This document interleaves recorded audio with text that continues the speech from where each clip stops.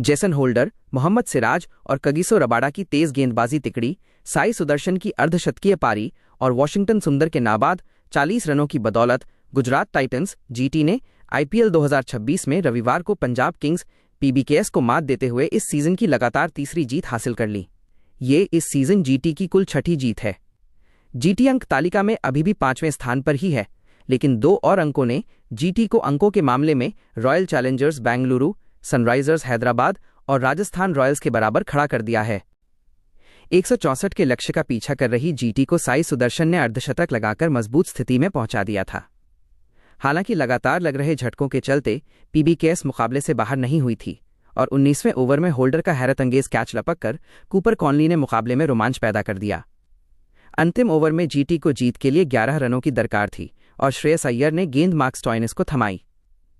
पहली गेंद वाइड होने के बाद अरशद खान ने एक चौका, एक डबल और एक सिंगल की बदौलत जीटी को मुकाबले में बनाए रखा था, लेकिन अभी भी जीटी को अंतिम 2 गेंदों पर 3 रनों की दरकार थी। हालांकि वॉशिंगटन ने दूसरी अंतिम गेंद पर फाइन लेग की दिशा में बाउंड्री बटोरते हुए जीटी को जीत की दहलीज पार करा दी। इससे पहले जीटी ने टॉस जीतकर पंजाब किंग्स को बल्लेबाजी के लिए आमंत्रित किया था और पहले ही ओवर में सिराज ने प्रियांश आर्य और कॉनली को पवेलियन भेज दिया। प्रभसिमरन सिंह और श्रेयस साझेदारी बनाने का प्रयास कर ही रहे थे कि पावर प्ले के अंतिम ओवर में रबाडा ने प्रभसिमरन का शिकार कर लिया। पावर प्ले में पीबीकेएस ने 3 विकेट के नुकसान पर मात्र 35 रन ही बनाए थे, जो कि पावर प्ले में 2025 की शुरुआत से लेकर अब तक पीबीकेएस का न्यूनतम पावर प्ले स्कोर था। इससे पहले इस अवधि में पीबीकेएस का न्यूनतम पावर प्ले स्कोर 43 पर 3 था, जो उन्होंने 2025 में राजस्थान रॉयल्स के खिलाफ बनाया था।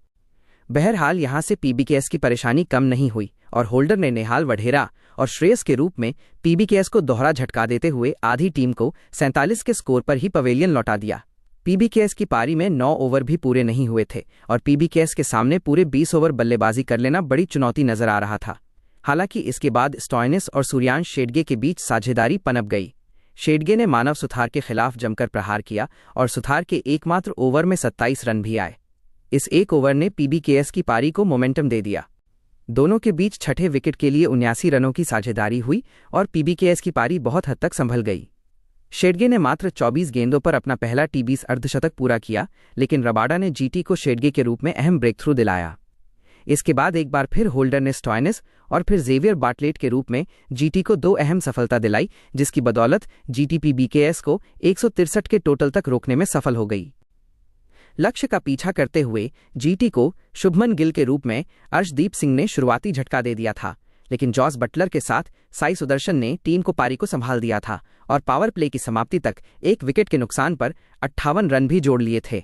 लेकिन इसके बाद जीटी की पारी धीमी पड़ गई और अगले 4 ओवरों में जीटी की पारी में एक भी बाउंड्री नहीं आई और मात्र 20 रन ही बने। इस दौरान बटलर के रूप में विजय कुमार वैशक ने पीबीकेएस को ब्रेक थ्रू भी दिला दिया था।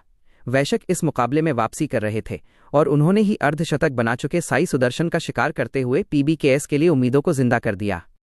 आईपीएल डेब्यू कर रहे निशांत सिंधु को इससे पहले स्टॉइनिस ने चलता कर दिया था।